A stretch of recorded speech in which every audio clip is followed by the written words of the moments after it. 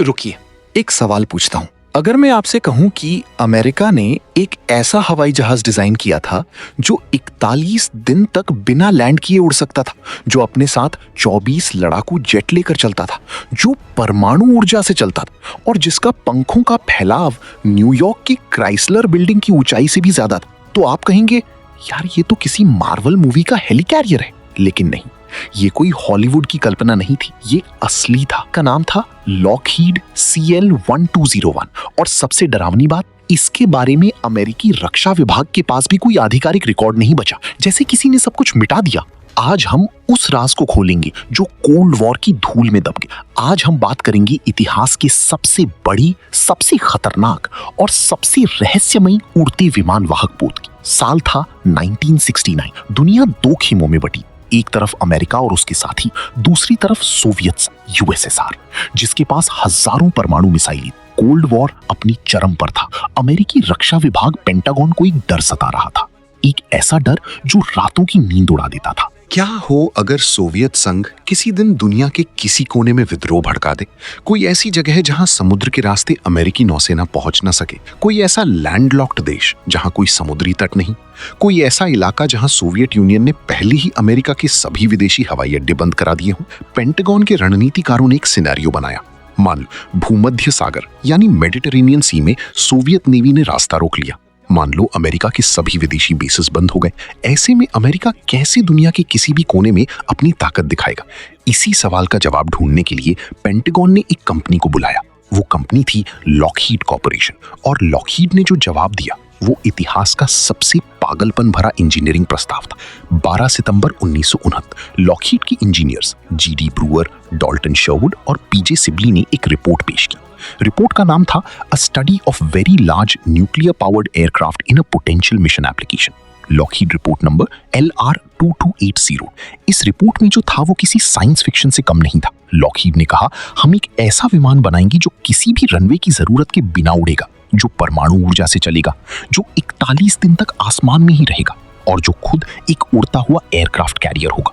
इस प्रोजेक्ट का नाम रखा गया CL-120। CL का मतलब था लॉकहीड की इंटरनल डिजाइन डेजिग्नेशन और ये उनकी प्रीवियस डिजाइन CL-1170 से एक बड़ा जम था। लेकिन बड़ा शब्द यहाँ बहुत छोटा लगता है। अब बात करते हैं इस जानवर के आकार की, और यकीन मानिए जो मैं बताने वाला हूं वो सुनकर आपका जबड़ा खुला रह जाएगा। CL-1201 का विंग स्पैन यानी एक पंखी से दूसरे पंखी तक की दूरी थी 1120 फीट यानी 341 मीटर। तुलना के लिए एक अमेरिकन फुटबॉल फील्ड की लंबाई होती है 100 यार्ड्स यानी 91 मीटर। CL-1201 का विंग स्पैन उससे 3 गुना से भी ज्यादा था। न्यूयॉर्क का मशहूर क्राइसलर बिल्डिंग जो 319 मीटर ऊंचा है, CL-1201 के विंग स्पैन से 22 मीटर छोटा था। सोचिए, एक इमारत जिसे खड़े होने में 77 मंजिलें लगी, वो इस विमान के एक पंखे से दूसरे पंखे के बराबर भी नहीं थी। विमान की लंबाई थी 560 फीट यानी 170 मीटर। अंदर का कुल स्पेस था 20 लाख क्यूबिक फीट यानी एक छोटे शहर की वेयरहाउस जितना। और इसका वजन 11.85 मिलियन पाउंड्स यानी करीब 53,75,000 किलोग्राम यानी 5,375 मेट्रिक टन। तुलना के लिए आज दुनिया का सबसे बड़ा बना हुआ विमान एंटोनोव AN-225 का मैक्सिमम टेक ऑफ वेट है सिर्फ 640 मेट्रिक टन। CL-1201 AN-225 से 8 गुना से भी ज्यादा भारी होता। रुकिए, अभी तो मैंने सिर्फ साइज बताया है, असली कहानी तो अभी शुरू भी नहीं हुई। एक सवाल, इतने विशाल विमान को उड़ाने के लिए ईंधन कहां से आएगा? पारंपरिक जेट फ्यूल? असंभव। इस विमान को इतना फ्यूल चाहिए होता कि पूरे अमेरिका के फ्यूल रिजर्व्स खत्म हो जाते। लॉकहीड के इंजीनियर्स ने एक और रास्ता चुना, न्यूक्लियर पावर, परमाणु ऊर्जा। CL-1201 के अंदर एक हीलियम कूल्ड न्यूक्लियर रिएक्टर लगाया जाना था जो uranium oxide payable bed fuel से चलता। इस रिएक्टर की आउटपुट होती 1830 मेगावाट्स। 1830 मेगावाट्स। इतनी बिजली से आप 3,66,000 घर रोशन कर सकते हैं। ये बैक टू द फ्यूचर की मशहूर फ्लक्स कैपेसिटर के लिए चाहिए 1.21 गीगावाट से भी ज्यादा था। लेकिन यहाँ ये एनर्जी टाइम ट्रैवल के लिए नहीं, करोड़ों किलो का लोहा आसमान में उड़ाने के लिए लगनी थी। प्लान ये था टेक ऑफ के दौरान कन्वेंशनल जेट फ्यूल इस्तेमाल होगा। जैसे ही विमान 16,000 फीट से ऊपर जाएगा, इंजन्स ऑटोमेटिकली न्यूक्लियर मोड में स्विच हो जाएंगी। इसके 4 मेन टर्बोजेट इंजन्स थे। हर एक इंजन का डायामीटर एक पूरे बोइंग 747 जितना था। जब ये इंजन्स 2000 आरपीएम पर चलते तो इनके टिप्स की स्पीड होती 4000 फीट पर सेकंड, यानी सुपरसोनिक।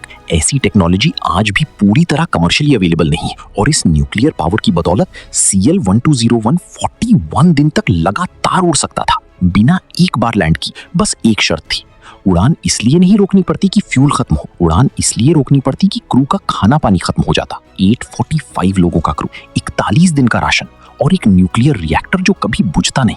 ये कोई विमान नहीं था, ये एक उड़ता हुआ शहर था। लॉकहीड ने CL-1201 के 2 मुख्य वेरिएंट्स डिजाइन किए और एक तीसरा, जिसके बारे में हम बाद में बात करें, क्योंकि वो तीसरा वेरिएंट वो सबसे बड़ा रहस्य है। पहला वेरिएंट था अटैक एयरक्राफ्ट कैरियर CL-1201-111।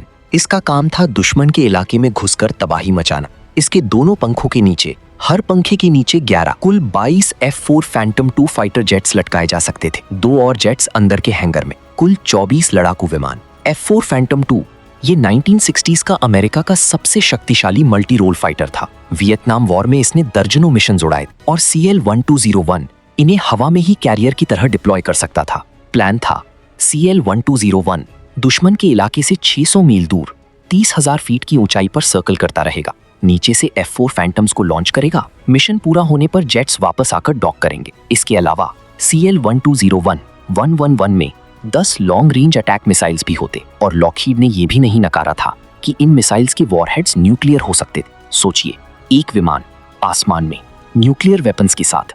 ये था अमेरिका का कोल्ड वॉर का अल्टीमेट वेपन। दूसरा वेरिएंट था लॉजिस्टिक सपोर्ट एयरक्राफ्ट CL-1201-113। ये ज्यादा प्रैक्टिकल था, अगर 5,500 टन के विमान को प्रैक्टिकल कहा जा सके। LAC-400 कॉम्बैट इक्विप्ड सैनिक ले जा सकता था, साथ में 1150 टन का कार्गो, टैंक्स, व्हीकल्स, वेपन्स और 30 दिन का सप्लाईज। लेकिन इसका सबसे एक्स्ट्रॉर्डिनरी फीचर था बोइंग 707 MIT यानी medium intra theatre transport. 5 converted Boeing 707s LAC के साथ काम करते। प्लान था ये 707 विमान CL-1201 के पीछे से अप्रोच करते, मिड एयर में डॉक करते, बिल्कुल किसी स्पेस स्टेशन की डॉकिंग जैसे। इंजन्स बंद, नोज खुलती, एक स्पेशल एयरलॉक के जरिए ट्रूप्स और कार्गो ट्रांसफर होता। फिर 707 अनडॉक करता, इंजन्स रीस्टार्ट और ट्रूप्स को ड्रॉप जोन पर पहुंचाने के लिए नीचे उड़ जाता। ये था दुनिया का पहला एरियल लॉजिस्टिक्स हब, एक उड़ता हुआ कमांड सेंटर, सप्लाई डिपो और एयरक्राफ्ट कैरियर सब एक साथ।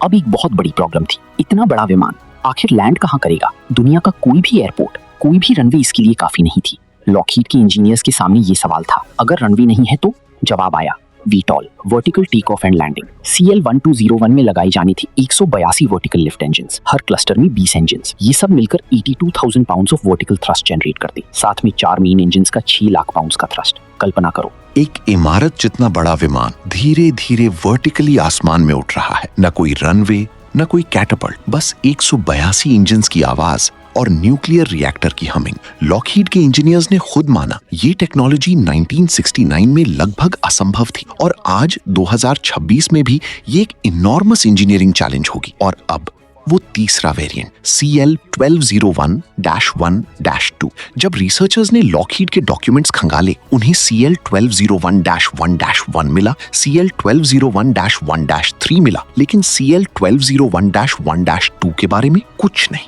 बिल्कुल कुछ नहीं। जैसे उस वेरिएंट का कोई अस्तित्व ही ना हो, जैसे किसी ने जानबूझकर उसकी हर ट्रेस मिटा दी हो। क्या था उस वेरिएंट में? क्या वो कोई और भी डेडली वेपन था? क्या वो कोई ऐसी टेक्नोलॉजी थी जो आज भी क्लासिफाइड है? आज तक कोई नहीं जानता, लॉकहीड भी नहीं, पेंटागन भी नहीं। ये कोल्ड वॉर का एक ऐसा रहस्य है जो शायद कभी सुलझी नहीं। तो अगर ये इतना पावरफुल था, इतना रेवोल्यूशनरी था, तो ये बना क्यों नहीं? इसके कई कारण थे और हर कारण दूसरे से ज्यादा सीरियस था। पहली समस्या थी न्यूक्लियर रिएक्टर का खतरा। अगर CL-1201 क्रैश हो जाए तो एक न्यूक्लियर रिएक्टर जो जमीन से टकराए, ये एक मिनिएचर न्यूक्लियर डिजास्टर होती। लॉकहीड के इंजीनियर्स ने दावा किया था कि रिएक्टर फेल सेफ होगा, यहां तक कि ग्रेनाइट माउंटेन से हेड ऑन कोलिजन में भी। लेकिन ये सिर्फ एक क्लेम था, कोई प्रूफ नहीं, कोई टेस्ट नहीं, और पेंटागन इस रिस्क को लेने को तैयार नहीं था। दूसरी समस्या थी मटेरियल्स का अभाव। CL-1201 को जिन मटेरियल्स की जरूरत थी, high temperature alloys, heat resistant coatings, ultra strong structural metals, वे 1969 में एग्जिस्ट नहीं करते थे और कुछ तो आज भी कमर्शियली अवेलेबल नहीं है। तीसरी समस्या थी डिफेंस का कोई जवाब नहीं। 1960s में एंटी एयरक्राफ्ट मिसाइल टेक्नोलॉजी तेजी से एडवांस हो रही थी। सोवियत यूनियन के पास S-75 ड्वीना जैसी मिसाइल्स थीं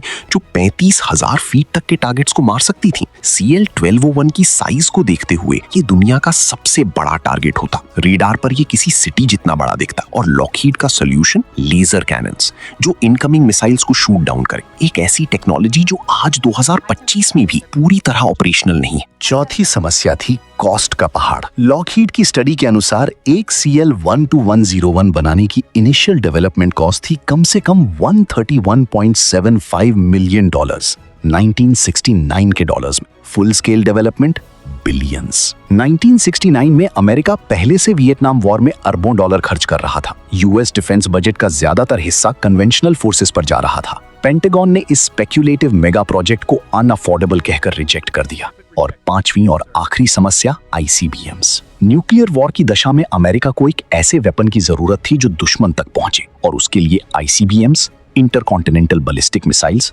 बहुत सस्ते थे, बहुत तेज थे, बहुत इफेक्टिव थे। CL-1210 की जरूरत ही नहीं रही और इस तरह सितंबर 1969 में जो प्रोजेक्ट जन्मा था 1970 के आते आते हमेशा के लिए एक ड्रॉर में बंद हो गया। लेकिन कहानी यहाँ खत्म नहीं होती। असली रहस्य तो अब शुरू होता है। जब रिसर्चर्स ने CL-1210 के बारे में जानकारी मांगी फ्रीडम ऑफ इंफॉर्मेशन एक्ट के तहत, पेंटागन का जवाब था हमारे पास इस प्रोजेक्ट की कोई रिकॉर्ड्स नहीं है। लॉकहीड के आर्काइव्स में भी ओरिजिनल रिपोर्ट LR-22802 का कोई ऑफिशियल कॉपी अवेलेबल नहीं। CL-1201 के बारे में जो कुछ भी हम जानते हैं वो एक 1971 नासा टेक्निकल मेमोरेंडम और एक 1982 एरोस्पेस रिपोर्ट के ब्रीफ मेंशन से आता है और कुछ स्कैटर्ड एरोस्पेस जर्नल से। तो सवाल ये है, क्या ये प्रोजेक्ट सच में सिर्फ एक स्टडी था या इसे सीरियसली परस्यू किया गया था? क्या कोई प्रोटोटाइप बनी? क्या कोई सीक्रेट टेस्ट हुए? हम नहीं जानते और शायद कभी जान भी नहीं पाएंगे। आज के सबसे बड़े बने हुए विमान से CL-1201 की तुलना करें। एंटोनोव AN-225 मिरिया जो अब तक का सबसे बड़ा बना हुआ विमान था, उसका विंग स्पैन था 88 मीटर्स, मैक्सिमम वेट था 640 टन्स और इंड्योरेंस थी करीब 15 घंटे। CL-1201 का विंग स्पैन था 341 मीटर्स, AN-225 से लगभग 4 गुना, मैक्सिमम वेट था 5375 टन्स, AN-225 से 8 गुना से ज्यादा और इंड्योरेंस था 41 दिन, AN-225 से 65 गुना ज्यादा। अवेंजर्स का हेलिकैरियर देखा है? लॉकहीड CL-1201 उससे भी कहीं ज्यादा अविश्वसनीय था। फर्क सिर्फ इतना, हेलिकैरियर हॉलीवुड की कल्पना है, CL-1201 एक रियल इंजीनियरिंग डॉक्यूमेंट था। कोल्ड वॉर एक ऐसा दौर था जब इंजीनियर्स सपने देखते थे और गवर्नमेंट्स उन सपनों को फंड करती थी। अमेरिका और सोवियत यूनियन दोनों ऐसे वेपन्स डिजाइन कर रहे थे जो आज भी साइंस फिक्शन लगते हैं। CL-1201 उसी दौर की देन है, एक ऐसा सपना जो कभी उड़ नहीं पाया, लेकिन जो ये साबित करता है इंसानी इमेजिनेशन की कोई सीमा नहीं होती। इससे पहले कि हम यहाँ रुके, एक आखिरी बात, उन इंजीनियर्स के बारे में सोचो, G.D. Breuer, Dalton शर्वुड, P.J. Sibley, जिन्होंने 1969 में ये रिपोर्ट लिखी। उन्होंने जानते हुए भी कि ये प्रोजेक्ट कभी नहीं बनेगा, फिर भी पूरी तरह, पूरी एक्यूरेसी से, पूरी डेडिकेशन से इस इम्पॉसिबल ड्रीम को डिजाइन किया। क्यों? शायद इसलिए कि कुछ सपने बनाए नहीं जाते, कुछ सपने सिर्फ देखे जाते हैं और वो देखना ही अगली पीढ़ी के लिए रास्ता बनाता है। लॉकहीड CL-1201 इतिहास का सबसे बड़ा विमान जो कभी नहीं बना, एक उड़ता हुआ एयरक्राफ्ट कैरियर, एक न्यूक्लियर पावर्ड लेवायथिन, एक कोल्ड वॉर का खोया हुआ सपना और एक रहस्य जो आज भी अनसुलझा है। तो दोस्तों, ये था लॉकहीड CL-1201 की पूरी कहानी। एक ऐसा विमान जो अगर बन जाता तो दुनिया का नक्शा शायद कुछ और होता। अब आपकी बारी है, नीचे कमेंट में बताइए, क्या आपको लगता है CL-1201 अगर बन जाता तो कोल्ड वॉर का नतीजा अलग होता और वो मिस्ट्री वेरिएंट CL-1201-1-2 आपके हिसाब से उसमें क्या था? अपनी थ्योरी जरूर शेयर करें। अगर ये वीडियो आपको पसंद आई तो लाइक जरूर करें, इससे हमें और ऐसी अनटोल्ड स्टोरीज बनाने की एनर्जी मिलती है। और अगर आप ऐसी सीक्रेट हिस्ट्री, फॉरगॉटन टेक्नोलॉजी और कोल्ड वॉर मिस्ट्रीज के बारे में और जानना चाहते हैं तो अभी सब्सक्राइब करें और बेल आइकन दबाएं ताकि हमारी अगली वीडियो आते ही आपको नोटिफिकेशन मिले। अगली वीडियो में हम बात करेंगे एक और ऐसी ही सीक्रेट प्रोजेक्ट की। तब तक के लिए जय हिंद।